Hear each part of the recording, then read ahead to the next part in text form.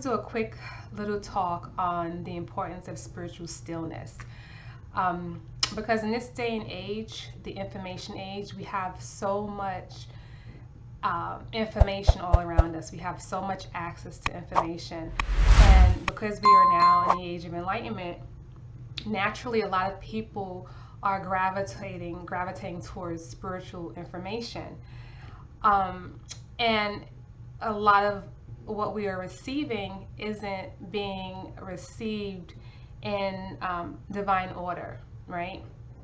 In most spiritual systems that have a history of transforming people, right? Taking people out of their lowly nature, out of their human nature, and elevating them into their divine nature, they typically have a mystery system. And that's because they understood that spiritual development, like anything that we are developing, happens in stages, right? And so you want to develop properly. But unfortunately, now people have access to information, spiritual information, that they wouldn't have ordinarily gotten access to without doing preliminary work. And so I'm finding a lot of people are actually getting sicker because they're getting this spiritual information and they're like digesting it really quickly, and then they're trying to become like force themselves to become what it is that they expect that particular information, to mold and shape them into. And it's creating a lot of people who are now even further deluded about themselves and their spirituality. So spiritual stillness is very important, right? It's also important to have good teachers, right? We still need a good teacher. Another thing that I'm seeing is a lot of people are letting YouTube be the teacher, and people are hearing things and it resonates with them and they understand it, and then they believe that because they understand it and it resonates with them that they got it. And some people are even going from that stage overnight to I got it to now let me teach it to someone else. And they're taking spiritual tools such as yoga, Reiki, divination, and things like that. Things that took many, many years for a person to develop and learn in order to utilize it properly, right? First and foremost for themselves, and then for others. People are kind of like doing this overnight, and it's creating this haphazard kind of spiritual approach. So when we learn certain things, right, we want to take time. We want to be spiritually still. We want to first apply the spiritual tool and technique to ourselves and utilize it for a long enough time period that we see changes within ourselves. We want to try and prove that this tool works. If I'm going to become a Kemetic practitioner of yoga, before I go out and become a Kemetic teacher, I need to practice Kemetic yoga. Not just in the class, right? I shouldn't wake up one day and just say, oh, I want to become a Kemetic yoga teacher, and then go take a 6-week class or whatever, I don't know, and then feel confident in becoming a Kemetic yoga instructor.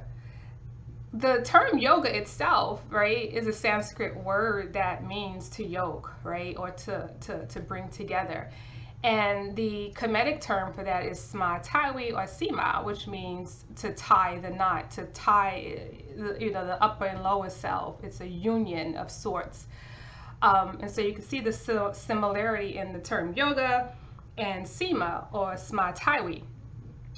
And so the first phase of development is to use the tool and the technique to allow that to unfold within the self, right? To allow the union between the lower and higher self to unfold within the individual. And then after some time of using the techniques, right? And yoga is mistakenly taught as just postures, but depending on whatever tradition. I'm certified in Hatha and Kemetic, and in Hatha, there's 8 limbs alone to yoga, right? And you're supposed to master all of those 8 limbs by incorporating them into your lifestyle, and those are designed to help you tie the knot to create the union within yourself.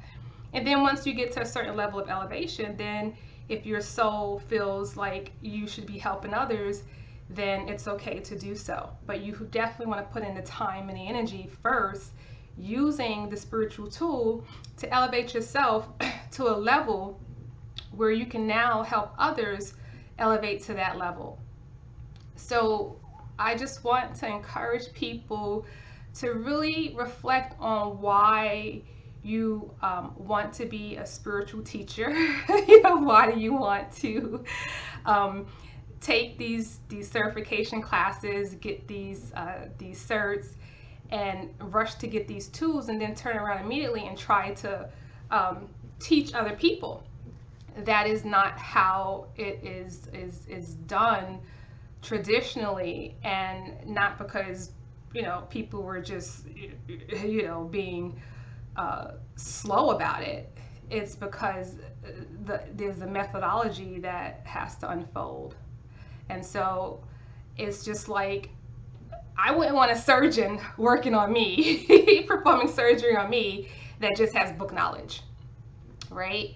You want a surgeon that has, worked on other people, practiced on other people before they just get to work on you. And so it's the same thing with spiritual teachers and practitioners and divinators and things like that. You want to work with people that have tried and proven the systems and the tools on themselves for a lengthy period of time, because we want to teach from a place of experience, right? We shouldn't be trying to sell something that we haven't tried, tested, and proven. And so hopefully people will begin to see that these tools are first and foremost to be used to elevate the self, to work on our own individual complexes. And we have so many. I mean, there's so much stuff going on in our unconscious and subconscious mind that we need to tend to, that we need to heal. And we definitely need to do that for a long period of time before we want to try and go, help other people to heal. And, hopefully this will encourage people to spend more time in stillness with their tools. Use them on yourself. Master yourself to a certain level. And the way that you can tell that you are ready is not through your own lenses.